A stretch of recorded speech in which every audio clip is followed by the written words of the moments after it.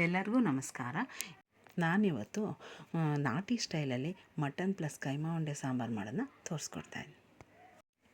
ಎಲ್ಲರೂ ಸಪ್ರೇಟಾಗಿ ಮಾಡ್ತಾರೆ, ನಾವು ಈ ಕೈಮಾ ಉಂಡೆ ಮತ್ತು ಮಟನ್ ಸಾರು ಎಲ್ಲ ಒಟ್ಟಿಗೆ ಮಾಡೋದನ್ನ ತೋರಿಸ್ಕೊಡ್ತಾಯಿದ್ದೀವಿ. ಮಟನ್ಗೆ ಅರಿಶಿನ ಹಾಕ್ಬಿಟ್ಟು ನೀಟಾಗಿ ತೊಳ್ಕೊಳ್ಳೋಣ. ಕುಕ್ಕರ್ ಇಟ್ಕೊಂಡು ಅದಕ್ಕೆ 2 ಸ್ಪೂನ್ ಎಣ್ಣೆ ಹಾಕ್ಕೊಂಡು ಅದಕ್ಕಾದಮೇಲೆ ಈರುಳ್ಳಿ ಹಾಕ್ಕೊಂಡು ಫ್ರೈ ಮಾಡ್ಕೊಳ್ಳೋಣ.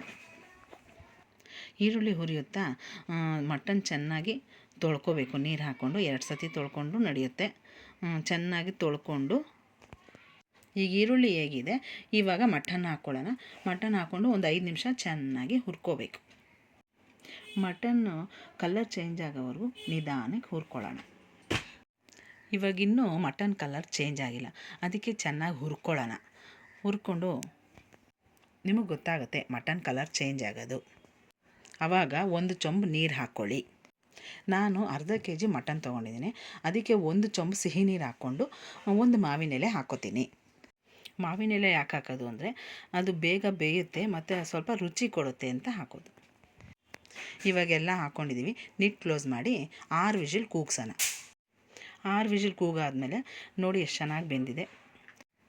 ಇವಾಗ ರುಚಿಗೆ ತಕ್ಕಷ್ಟು ಉಪ್ಪು ಹಾಕ್ಕೊಂಡು ಲೋ ಫ್ಲೇಮಲ್ಲಿ ಕುದಿಯೋಕೆ ಇಟ್ಬಿಟ್ಟು ರುಬ್ಬಕ್ಕೆ ರೆಡಿ ಮಾಡ್ಕೊಳ್ಳೋಣ. ರುಬ್ಬೋದಕ್ಕೆ ಬೆಳ್ಳುಳ್ಳಿ, ಶುಂಠಿ, 3 ಟೊಮೊಟೊ, ಪುದೀನ, ಕೊತ್ತಂಬರಿ ಸೊಪ್ಪು, 3 ಈರುಳ್ಳಿ ತೊಗೊಂಡಿದ್ದೀನಿ.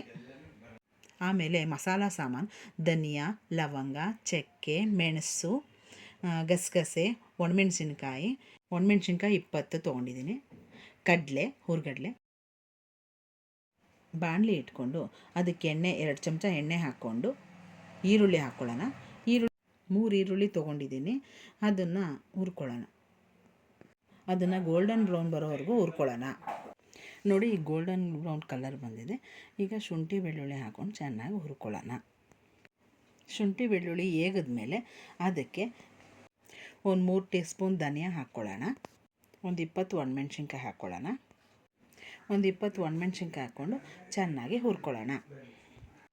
ಅದು ಸ್ವಲ್ಪ ಫ್ರೈ ಆದಮೇಲೆ 3 ಟೊಮೊಟೊ ಆ್ಯಡ್ ಮಾಡ್ಕೊಳ್ಳೋಣ. ಟೊಮೊಟೊ ಚೆನ್ನಾಗಿ ಸಾಫ್ಟ್ ಆಗೋವರೆಗೂ ಚೆನ್ನಾಗಿ ಹುರ್ಕೊಳ್ಳೋಣ. ಈಗ ಅದಕ್ಕೆ ಕೊತ್ತಂಬರಿ, ಪುದೀನ ಹಾಕ್ಕೊಂಡು ಚೆನ್ನಾಗಿ ಬಾಡಿಸ್ಕೊಳ್ಳೋಣ. ಈಗ ಅದಕ್ಕೆ ಚಕ್ಕೆ, ಲವಂಗ, ಕಾಳು ಮೆಣಸು ಎಲ್ಲ ಹಾಕ್ಕೊಂಡು ಹುರ್ಕೊಳ್ಳೋಣ. ಇದೆಲ್ಲ ಸ್ವಲ್ಪ ಸಾಫ್ಟ್ ಆದಮೇಲೆ ಒಂದು ಹೋಳು ತೆಂಗಿನಕಾಯಿ ತುರಿದಿರೋದು ಹಾಕ್ಕೊಳ್ಳೋಣ. ಹಾಕ್ಕೊಂಡು 1-2 ಸೆಕೆಂಡ್ ಕಲಿಸ್ಕೊಳ್ಳೋಣ. ಈಗ ಇದನ್ನೆಲ್ಲ ರುಬ್ಕೊಂಬರೋಣ.